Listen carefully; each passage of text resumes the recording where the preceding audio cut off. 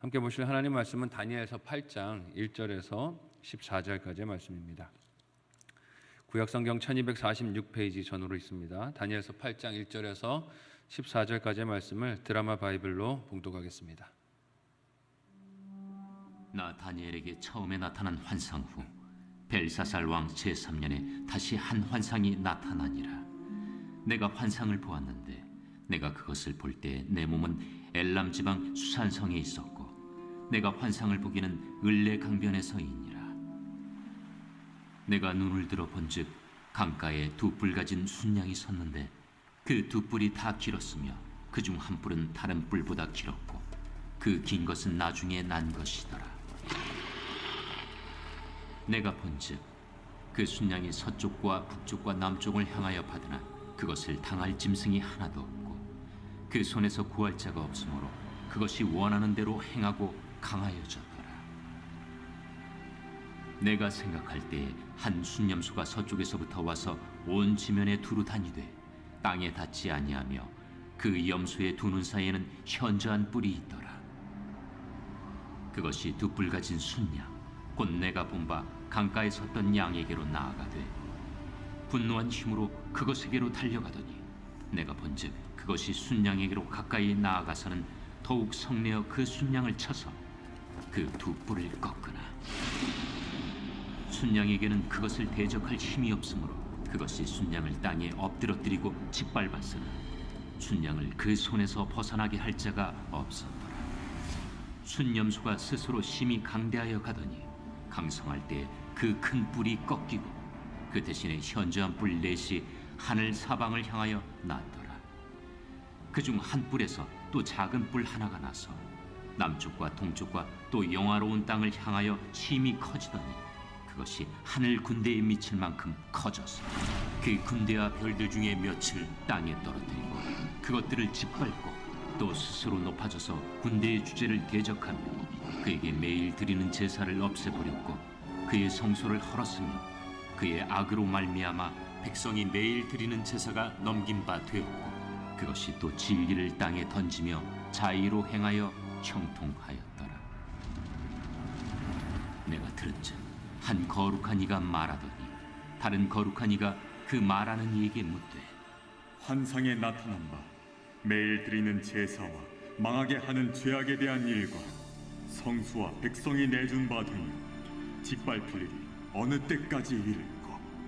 그가 내게 이르되 2300주야까지니 그때 성소가 정결하게 되리라. 아멘. 함께 읽은 본문의 말씀을 가지고 환상을 보이신 이유라는 제목으로 말씀 나누고 기도하도록 하겠습니다. 다니엘서에는 여러 꿈과 해석에 관한 이야기들이 등장하지요. 그 꿈과 해석들은 하나님께서 세상 모든 것을 다스리고 계시며 그 작정하신 뜻대로 나라와 권세자들을 세우기도 하시고 멸하기도 하시는 분이시다 하는 것을 보여주시는 이야기들이었음을 우리가 기억합니다. 5장까지 본문 속에서 다니엘은 바벨론의 느부갓네살 왕이 꾼 꿈과 뒤를 이어 벨사살 왕이 벽에 쓰여진 글을 보고 그 글씨에 대해서 하나님께서 주신 해석을 다룬 이야기들이 등장합니다. 눈에 보이는 바벨론의 승리가 마치 그들의 신이 이긴 것 같고 이스라엘의 하나님이 패배한 것 같았지만 하나님께서는 그 일들이 그렇지 않다는 것을 보여주세요.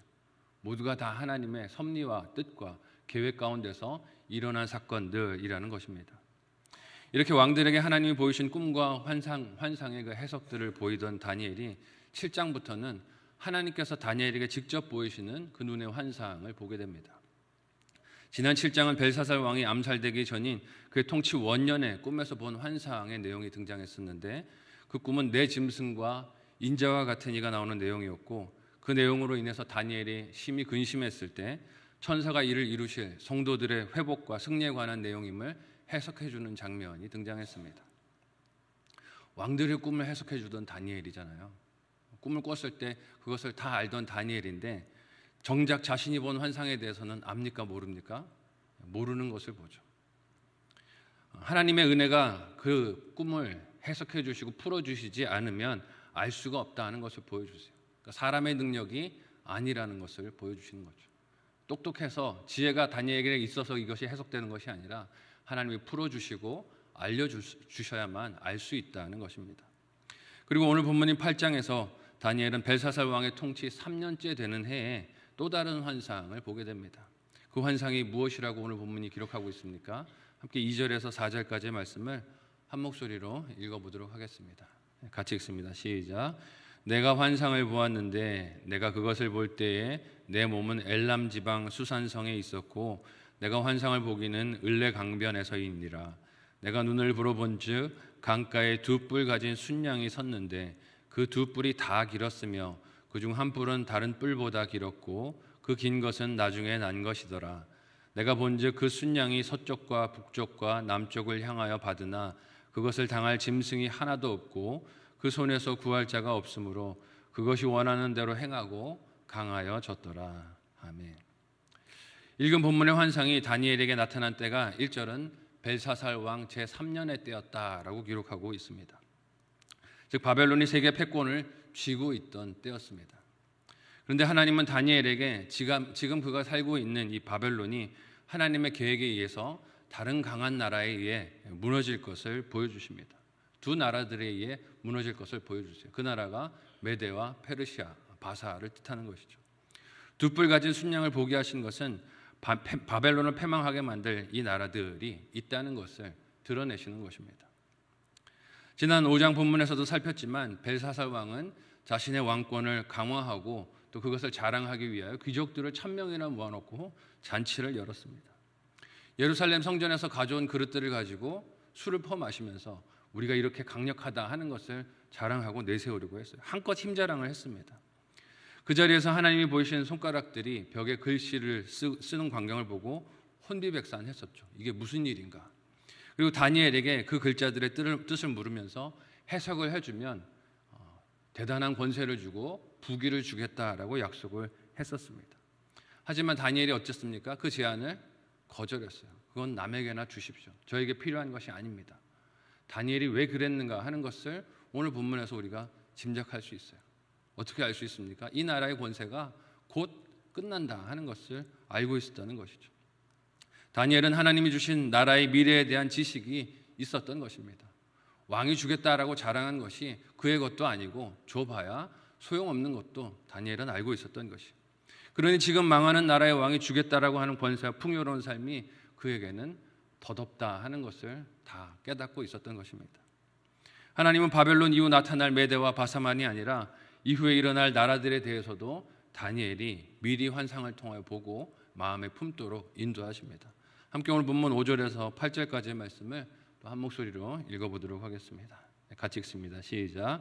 내가 생각할 때 한 수념소가 서쪽에서부터 와서 온 지면에 두루 다니되 땅에 닿지 아니하며 그 염소의 두 눈 사이에는 현저한 뿔이 있더라.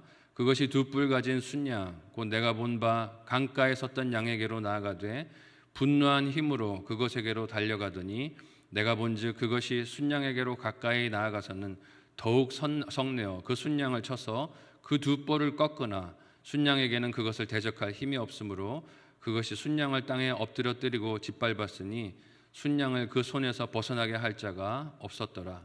순념소가 스스로 심히 강대하여 가더니 강성할 때 그 큰 뿔이 꺾이고 그 대신에 현저한 뿔 넷이 사방 하늘을 향하여 났더라. 아멘.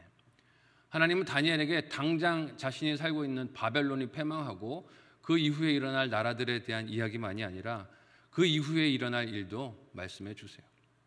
즉 헬라 제국이 일어나서 세계의 패권을 차지하게 될 장면도 환상을 통해서 보게 하시는 것입니다.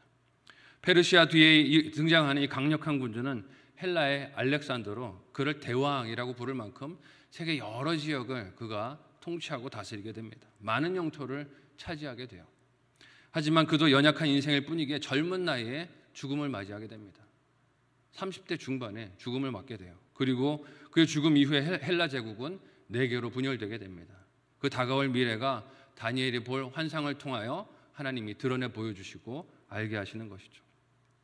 여러분, 이 환상이 어느 나라를 지칭하느냐, 언제냐, 구체적으로 뭐냐를 아는 것보다 더 중요한 게 무엇일까요? 하나님이 다니엘로 이 환상을 보게 하시는 이유일 것입니다. 사람이 아무리 대단해 보이는 나라와 체계를 세워서 세상을 통치하려고 해도 그게 대단해 보이고 영원할 것 같아도 하나님이 뭘 보여주시는 거예요? 영원하지 않다. 짧게 있다. 사라지는 것일 뿐이다 하는 것을 보여주세요. 이는 느부갓네살의 꿈속에 등장했던 무너지는 신상의 모습에서도 동일했습니다. 하나님이 계속해서 보여주시는 거예요. 눈에 보이는 거에 낙심하지 말고 현혹되지 말라는 것이죠. 하나님께서 이루시는 나라에 의해 인간들이 세운 모든 나라와 권세들이 무너지게 될 것을 기억하라는 것입니다. 심지어 포로로 끌려왔을지라도, 낙심하는 환경 가운데 내가 내몰렸을지라도 이 사실을 잊지 말라는 것이에요. 하나님이 이 계획을 포로가 된 다니엘에게 보이신 이유가 무엇이겠습니까? 하나님의 구원을 의심하지 말라는 것이에요. 이방 땅에 포로로 끌려와서 이렇게 한없이 살 것만 같아도 하나님의 뜻과 계획이 반드시 승리한다는 것입니다. 이것을 신뢰하도록 환상을 통해 보이시고 돕고 계신 것이죠. 그래서 하나님은 어떤 환상도 또 보여주십니까? 함께 오늘 본문 9절에서 14절까지의 말씀을 한 목소리로 좀 길지만 읽어보도록 하겠습니다. 같이 읽습니다. 시작. 그중 한 뿔에서 또 작은 뿔 하나가 나서 남쪽과 동쪽과 또 영화로운 땅을 향하여 심히 커지더니 그것이 하늘 군대에 미칠 만큼 커져서 그 군대와 별들 중에 며칠 땅에 떨어뜨리고 그것들을 짓밟고 또 스스로 높여져서 군대의 주제를 대적하며 그에게 매일 드리는 제사를 없애버렸고 그의 성소를 헐었으며 그의 악으로 말미암아 백성이 매일 드리는 제사가 넘긴 바 되었고 그것이 또 진리를 땅에 던지며 자의로 행하여 형통하였더라. 내가 들은즉 한 거룩한 이가 말하더니 다른 거룩한 이가 그 말하는 이에게 묻되 환상에 나타난 바 매일 드리는 제사와 망하게 하는 자의 죄악에 대한 일과 성소와 백성이 내준 바 되며 짓밟힐 일이 어느 때까지 이를꼬 하매 그가 내가 이르되 2300 주야까지니 그때 성소가 정결하게 되리라 하였느니라. 아멘. 하나님은 세계의 나라들이 될 일만 보이시는 것이 아니라 이제 그 나라들 가운데 하나가 일어나 예루살렘 성전을 회파하고 부정한 것을 세우고 하나님 나라를 침공하는 일도 일어나는 것을 보여주고 계세요. 하나님이 다니엘에게 보이신 순념소 환양 이후 뿔 환상은 헬라 제국이 4개로 분열된 이후에 그 미래의 한 군주 안티오쿠스 에피파네스가 하나님의 성전을 더럽히게 될 비극을 미리 예고하여 보여주는 말씀입니다. 주전 167년에 이 에피파네스라는 왕은 예루살렘 성전에 제우스 신상을 세우게 됩니다. 여호와 하나님만 예배해야 하는 제단에 이방 신상을 갖다 세우게 돼요. 그리고 거기서 하나님의 제단에서 돼지를 잡는 처참한 일을 행하게 됩니다. 사람이 먹을 수도 없는 것을 그 제단에서 피를 그렇게 더럽히면서 하나님을 모욕하는 일이 벌어지게 되죠. 그리고 매일 하나님께 정기적으로 드리던 상 번제도 그가 금지시키게 됩니다. 뿐만이 아니라 하나님의 율법책을 찢었고 그 율법을 소유하는 자가 발견되면 즉시로 사형에 처하게 됩니다. 이는 다니엘 훨씬 이후에 일어날 일이지만 하나님이 미리 보게 하시는 거예요. 이런 끔찍한 일도 일어날 것이다. 험한 일이 일어날 것을 보이시는 것이죠. 다니엘은 지금 겪는 일로도 마음이 아프고 괴롭고 애통했을 것입니다. 하지만 앞으로 일어날 성전에서의 그 비극적인 일들에 대한 환상은 다니엘의 마음을 더욱 아프게 했을 거예요. 지금 무너진 성전을 보는 것도 아프고 힘든데 이후에 또 그런 일들이 일어난다 하니 마음이 얼마나 괴로웠겠습니까? 하지만 이를 보게 하시는 이유 또한 어디에 있습니까? 이 모든 일들이 하나님이 무능해서 일어나는 일이 아니라는 것이에요. 하나님이 힘이 없어서 당하시는 일이 아니라 나라들이 하나님을 대적하여 일어나게 되어도 그 모든 교만하고 잔혹한 죄악들을 하나님이 다 알고 계시고 그래도 하나님의 나라를 그것이 가로막지 못한다 하는 것을 미리 일러주시는 것이에요. 그래서 이렇게 하나님의 성소와 백성이 짓밟히는 비참한 일이 언제까지 이어질 것인지 묻는 천사의 질문과 대답을 다니엘로 듣게 하십니다. 14절에 보니 그 대답을 다니엘에게 천사가 들려주는데 2300 주야가 될 것이 정해진 기한이다 라고 말씀하고 있어요. 영원할 것 같지만 그렇지 않다. 끝나는 날이 정해져 있다고 일러주시는 것이죠. 그 이후에는 성소가 정결하게 될 것이라고 하십니다. 성소가 정결하게 된다는 것이 무엇을 예고하시는 말씀일까요? 예수 그리스도께서 오셔서 온전한 성전을 세우실 것을 미리 예고하여 말씀하시는 것이죠. 그러니 당장 보이는 비참한 일과 상황들에 낙심하지 말라는 것입니다.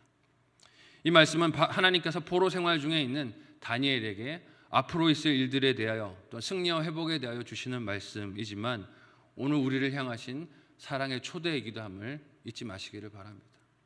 오늘 우리가 이 땅을 살아갈 때 마치 포로 생활하는 것 같은 힘든 일들, 또 관계들, 어려움들이 있을 수 있어요. 당장 우리 눈앞에도 이런 기가 막힌 암울한 일들이 찾아올 때가 있습니다. 성도가 믿음을 지키며 사는 것이 현실과 상관없는 일로 그렇게 보여질 때가 있어요. 세상에서 비웃음과 조롱을 당하기도 합니다. 그 믿음 지켜봐야 네 삶에 좋아진 것이 무엇이 있느냐고 사람들이 조롱하기도 해요. 하지만 하나님의 나라는 반드시 이루어지며 믿음을 지킨 하나님의 백성들은 반드시 그 믿음을 지킨 일로 인하여 상급을 받게 될 줄 믿으시기를 바랍니다. 세상은 믿지 않아도 하나님의 사람들은 그것을 믿음으로 보고 오늘을 기쁨으로 살아내며 이겨내는 사람들이에요. 그 하나님을 믿고 포로로 끌려온 것 같은 이 땅에서도 나를 향하신 하나님의 뜻을 이루시는 하나님의 친실한 청지기들이 다 되시기를 예수님의 이름으로 소원하고 축복합니다. 아멘.